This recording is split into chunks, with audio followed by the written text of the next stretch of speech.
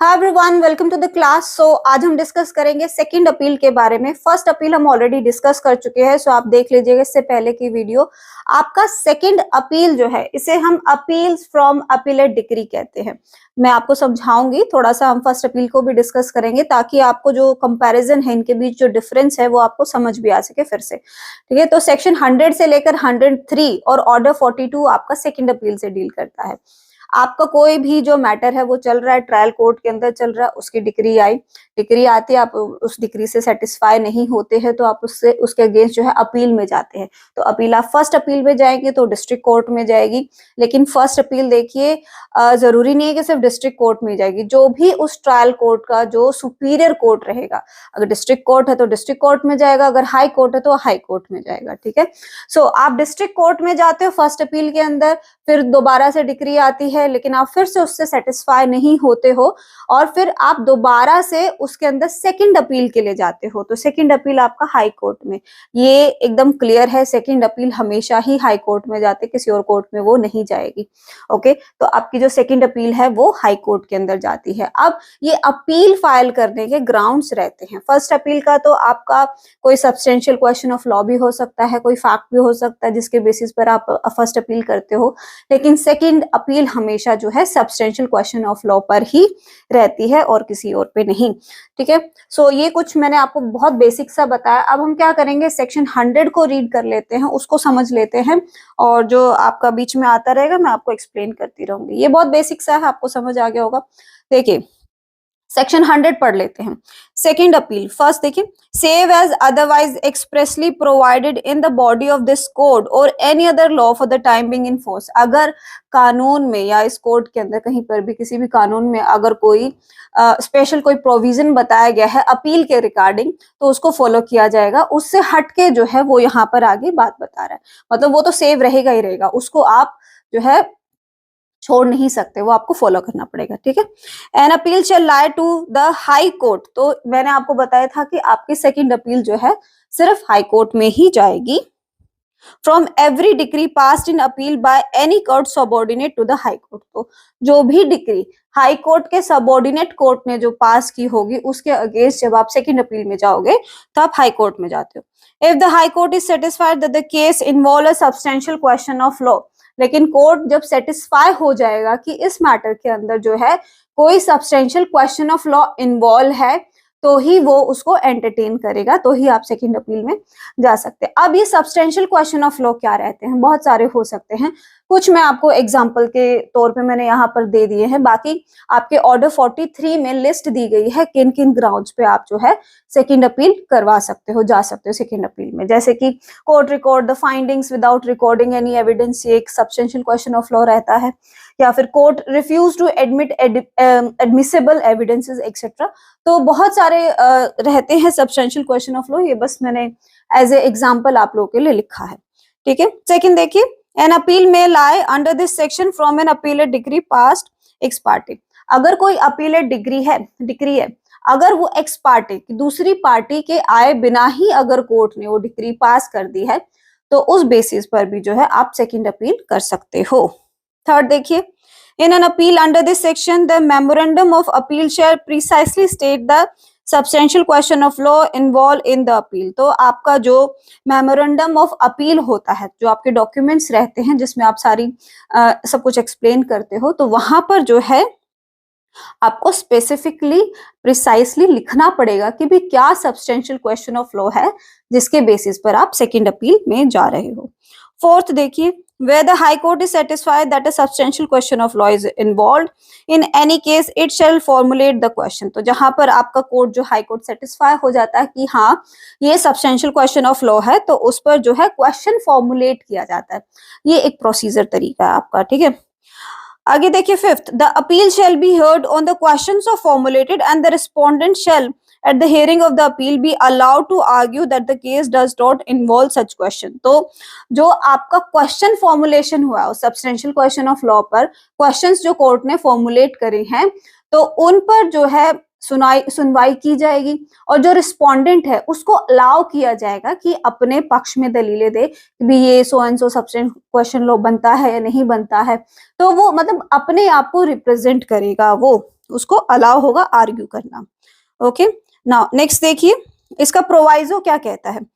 Provided that, fifth हो गया ना, हाँ, provided that nothing in this subsection shall be deemed to take away or abridge the power of the court to hear the reason to be recorded, the appeal on any other substantial question of law not formulated by it, if it is satisfied that the case involves such question। अब जो आपका substantial question of law अगर already mentioned है वहां पर, अगर नहीं mention है, नहीं बताया गया है, तो कोर्ट वो रीजंस देगी, कोर्ट जो है उन रीजंस को लिखेगी कि भाई so and so substantial question of law था, उसको लेकिन मेंशन नहीं किया गया है।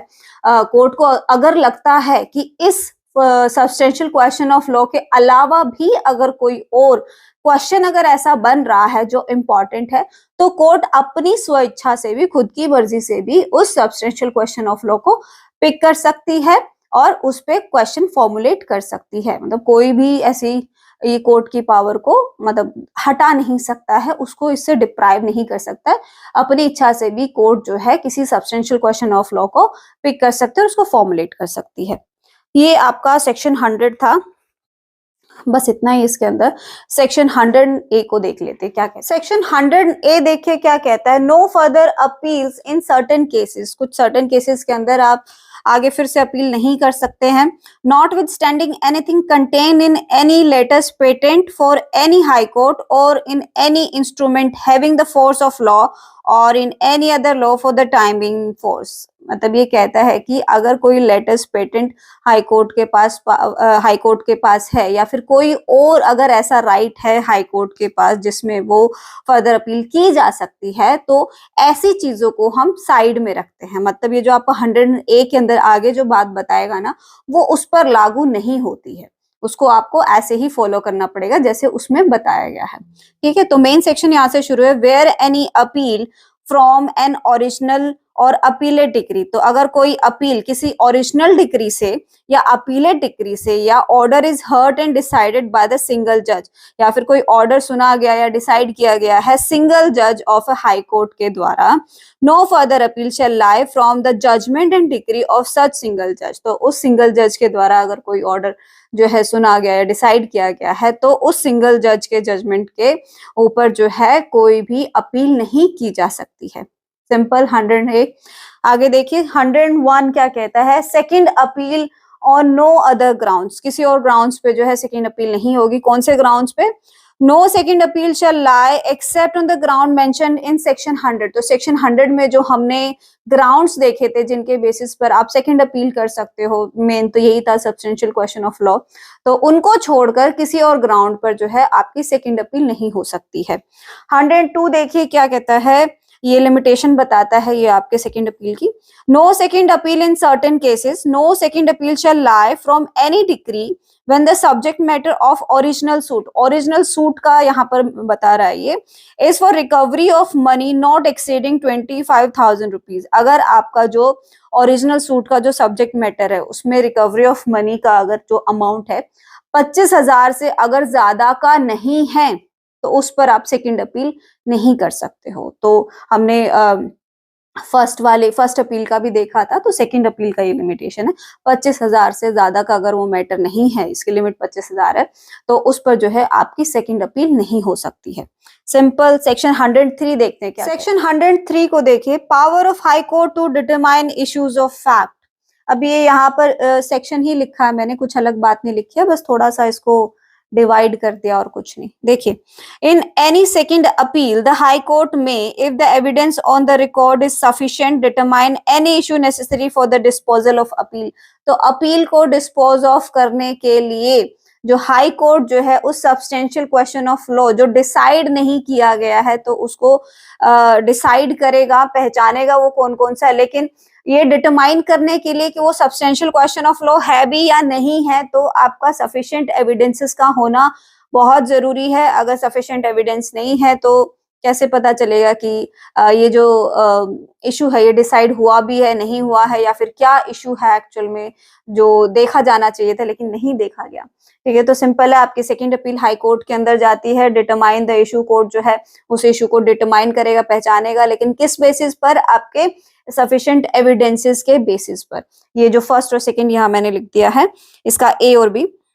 which has not been determined by the lower appellate court or both by the court of first instance or the lower appellate court। तो अगर ऐसा कोई इशू है जो लोअर कोर्ट ने या जो फर्स्ट अपीलेट कोर्ट ने जो है उसको डिस्पोज ऑफ नहीं किया है या उसको फॉर्मुलेट नहीं किया है व्हाटएवर, तो उसको डिटरमाइन करेगा आपका हाई कोर्ट, क्योंकि डिस्पोज ऑफ भी तो करना है, उसको खत्म भी तो करना है। बी देखिए उधर, which has been wrongly determined by the court, अगर कोर्ट ने उसको गलत डिटरमाइन कर लिया है, गलत फॉर्मुलेट अगर उसे कर दिया है, और courts by reason of a decision on such question of law as is refer to in section 100। तो सिंपल है कि भी अगर अपीलेट कोर्ट ने या फर्स्ट अपीलेट कोर्ट ने उसको डिटरमाइन नहीं किया है या फिर उसको गलत डिटरमाइन कर लिया है, तो उन दोनों पर भी जो हाई कोर्ट जो है वो इशू को डिटरमाइन करेगा सफिशिएंट एविडेंसेस के बेसिस पर और उस अपील को डिस्पोज करेगा, खत्म करेगा उस अपील को। ठीक है, तो आपका सेक्शन 100 यही बताता है।